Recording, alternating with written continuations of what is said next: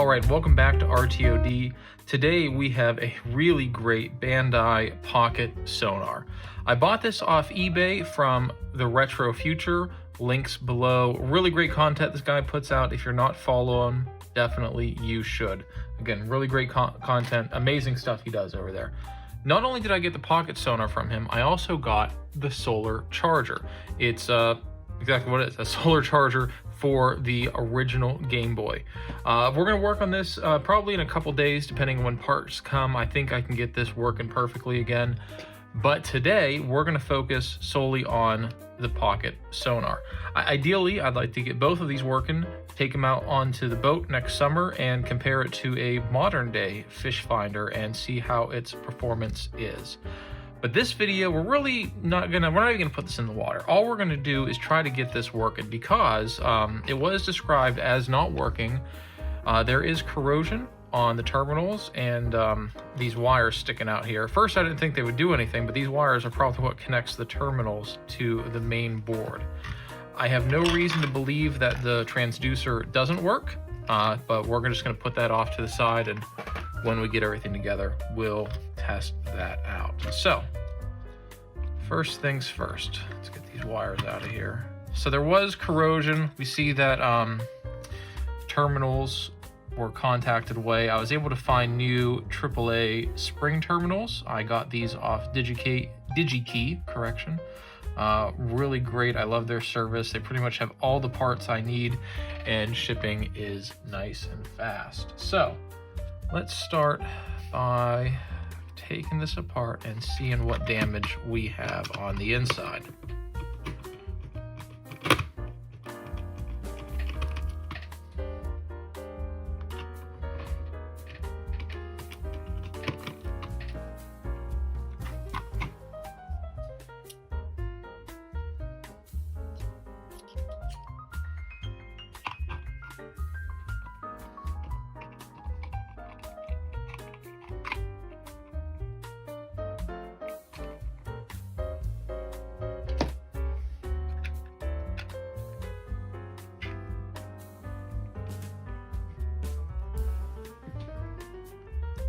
Okay, so there is a little more corrosion on the board than what I expected.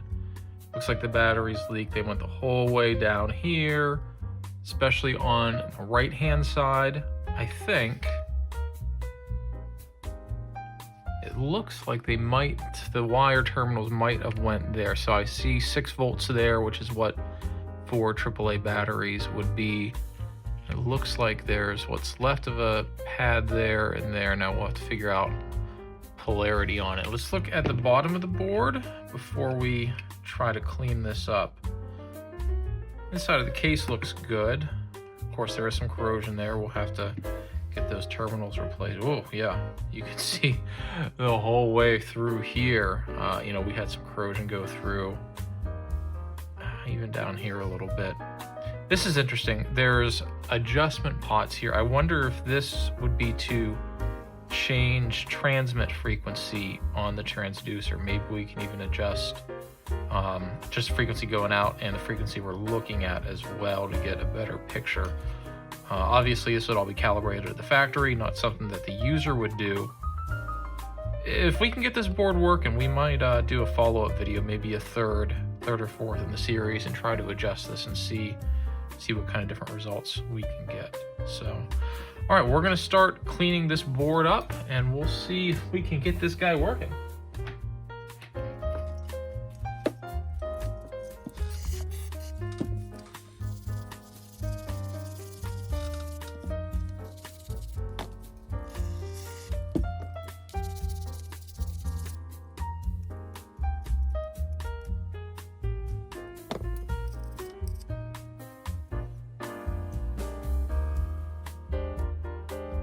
So I'm going to come back to the board. I want to put this under the microscope and get a little better idea of what's going on here, trace it out. I don't have the microscope in the room right here, and it's not hooked up to a camera or anything. So we're going to put this to the side for now, and we're going to focus on the battery pack itself.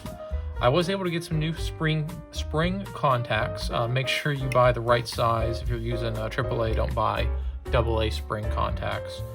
Super cheap, something I think I don't know, less than 20 cents a piece of these. But what we're gonna have to do is one of them we're gonna have to cut in half, because the way this works, we have a pair here, a pair here, and a pair here. Negative lead takes off here, positive lead takes off here. So we'll actually have to cut one of these in half and dangle the leg down into the case, so that way we can hook the leads onto it and hook them onto the board. These are real easy to replace. Hopefully this shows up real good. You just gotta push down a little bit until it pops out, and then you should be able to lift it up. Now it's gonna be a little harder because of the corrosion. Let's see if we can put some cleaner on here just to loosen things up.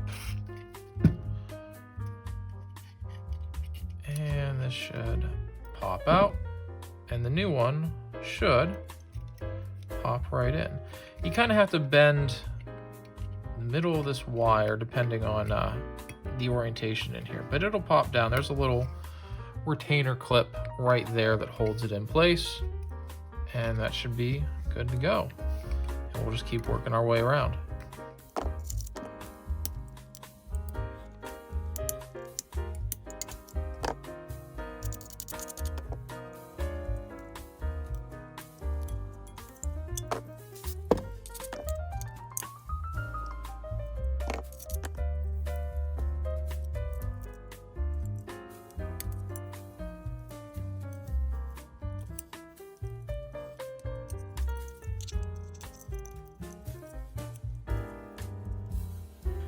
All right, this middle terminal was giving me some trouble here. I actually had to finagle that a little bit off camera, but we're ready for our two terminating ones.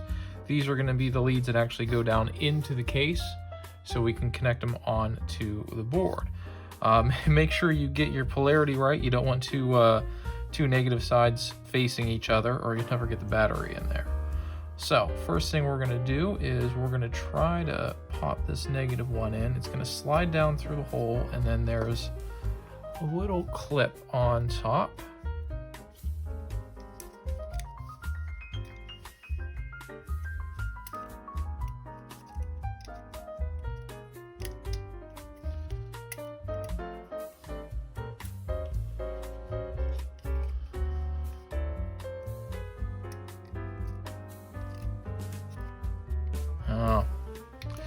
Looks like some of the plastic has broken off on that side. That's a shame. All right, let's try the positive on this side. At least we'll get something in for now.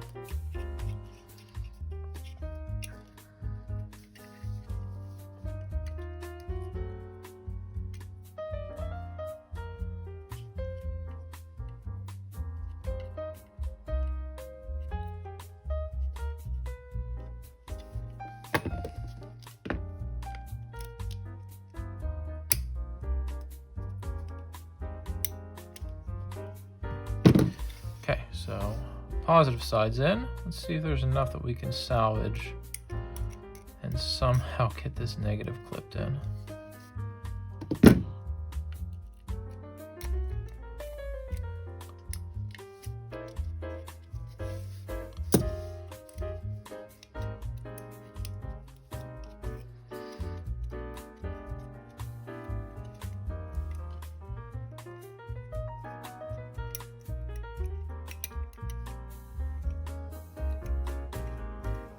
Yeah, it doesn't look like there's enough plastic there to actually hold it in, but I bet it'll sit just fine with some batteries in. So, all right, so we got that. We're gonna pause this video right now. I'm gonna take the board down on the scope, and we'll see if we can get that guy working again. Well, I'm not giving up yet, but I think that's about as far as we're going to get tonight. I did wire everything up to the battery pack. We're getting good voltages through here, but the problem is the corrosion is just worse than what I expected. It was so bad that the contacts inside the switch are just gone. There's nothing there. It's just plastic inside that right now. So I was able to put a bodge wire for the switch, so it's always wired on, thinking, you know, the off would be taking out the batteries. But the more I dug around, the worse it got. I'm probably just gonna shelf this for now. I really hate leaving projects like that, but I hate to say it, not sure if they're saving this guy. But I am going to hold on to it for parts, and I'm going to start looking for maybe another broken pocket sonar, and we can combine the parts together and get something working.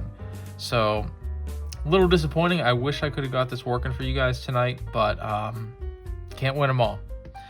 Well, anyway, thanks for watching RTOD. If you like what we're doing here, please like and subscribe. And hey, if you got an extra pocket sonar laying around you want to donate to us, send us a message.